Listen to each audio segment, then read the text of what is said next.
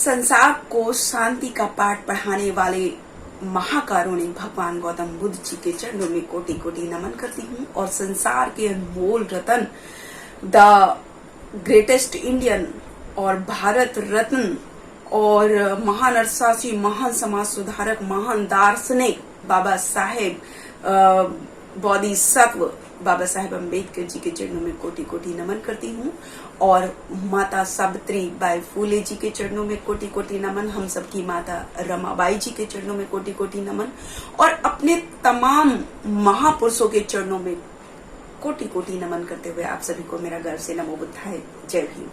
साथियों, बेशकुन बहुत गाजियाबाद से और जुलाई का महीना चल रहा है तो आज जुलाई की एक घटना के बारे में आपसे बात करने आई हूँ कि ये घटना है 19 जुलाई 1942 की, जिसमें बाबा साहेब लॉर्ड लिथंगो से बाबा साहेब की वार्तालाप हुई। तो लॉर्ड लिथंगो जो थे वो अंग्रेजी शासन में वायसराय थे और उन्होंने 3 लाख रुपए जो है हिंदू बनारस यूनिवर्सिटी को इश्यू किए। 3 लाख रुपए उन्होंने मुस्लिम यूनिवर्सिटी को बनाने के लिए दिए। तो बाबा साहब भी सोचने लगे कि इन्होंने हिंदू लोगों को भी दे दिए और मुस्लिम लोगों को भी दे दिए तो हमको भी कुछ मिलना चाहिए। तो ये सोचकर बाबा साहब लॉर्ड लिथंगो के पास गए।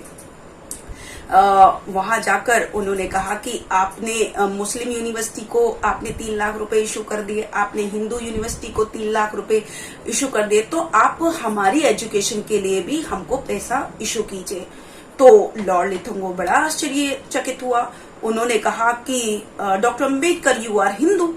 तो बाबा साहब बड़े गुस्से में हो गए और उन्होंने कहा कि आप मुझे 1000 गाली दे लीजिए लेकिन मुझे हिंदू कहकर मत बुलाइए, because I am not Hindu. क्योंकि ये बात मैं 1932 में गोलमेज सम्मेलन में साबित कर चुका हूं कि आई एम नॉट हिंदू। क्योंकि हिंदू कोई धर्म नहीं है, वो एक षड्यंत्र है, एक सोची समझी साजिश है जिसमें एक इंसान को ऊंचा और एक इंसान को बिल्कुल नीचा बनाया जाता है। वो एक षड्यंत्र है, वो कोई धर्म नहीं है। मैं ऐसे किसी भी धर्म को नहीं मानता। तो वो कंफ्यूज तो था ही। तो लॉर्ड लिथंगो से बाबा साहब ने कहा कि आप मुझे कहते हैं कि डॉक्टर अम्बेडकर आप इंग्लैंड के 500 ग्रेजुएट के बराबर हैं। तो अगर आप ऐसा मानते हैं तो उसने कहा कि नो डाउट, मैं ऐसा ही मानता हूं कि आप एक चलती फिरती यूनिवर्सिटी हैं और आप एक इंग्लैंड के 500 ग्रेजुएट के बराबर आप अकेले हैं। तो फिर बताइए सर, मैं झूठ क्यों बोलूंगा आपसे। तो इस पर लॉर्ड लिथंगो बिल्कुल एकदम सेटिस्फाइड हो गए उनके उत्तर से और उन्होंने 3 लाख रुपए बाबा साहब को इशू कर दिए।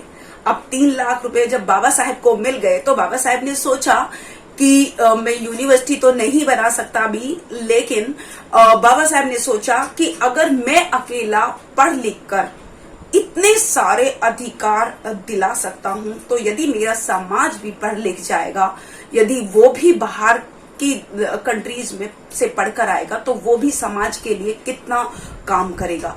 तो उन्होंने ये सोचकर उन 3 लाख रुपए में 16 लोगों को बाहर अमेरिका पढ़ने भेजा, बाहर विदेश में पढ़ने भेजा।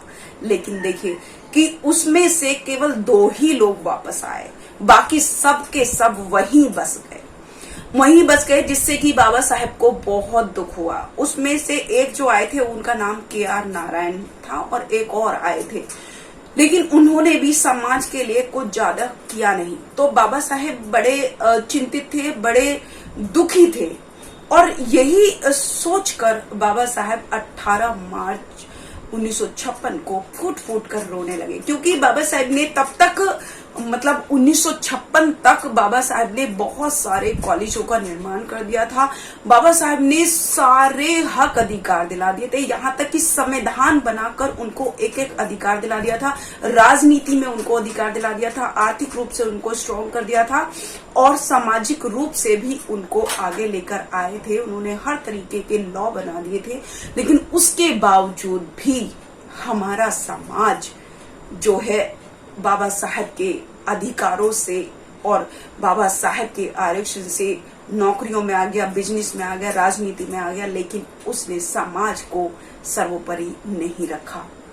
और यही सोचकर बाबा साहेब 18 मार्च 1956 में आगरे के मैदान में भाषण देते हुए रोते हैं और कहते हैं कि मुझे मेरे पढ़े लिखे लोगों ने धोखा दिया। तो अगर हम उस कलंक को धोना चाहते हैं, अगर हम चाहते हैं कि बाबा साहेब की आंखों में अगर पढ़े लिखे लोगों की वजह से जो है आंसू थे, तो वही पढ़े लिखे लोग उनकी आंखों से वो आंसू पूछे। ऐसी मैं उम्मीद अपने समाज के पढ़े लिखे लोगों से करना चाहती हूँ। और बाबा साहेब जो हमको रास्ता दिखाकर गए हैं, वो धम्म का, जो कि एक मार्ग है, सच्चाई का मार्ग है, करुणा का मार्ग है, मैत्री का मार्ग है, उसको हमको अपनाना चाहिए और सभी अंधविश्वास और पाखंडवाद को छोड़ देना चाहिए। तो इसी के साथ मैं शकुन बौद्ध अपनी वाणी को विराम करती हूँ। आप सभी को मेरा फिर से एक बार गर्व से नमो बुद्धाय। जय भीम, जय भारत, जय सब। अगर आपने अभी तक हमारा चैनल सब्सक्राइब नहीं किया है तो सब्सक्राइब करें और घंटी का बटन बिल्कुल भी दबाना ना भूलें, ताकि सभी लेटेस्ट खबरें पहुंच सकें आप पे सबसे पहले।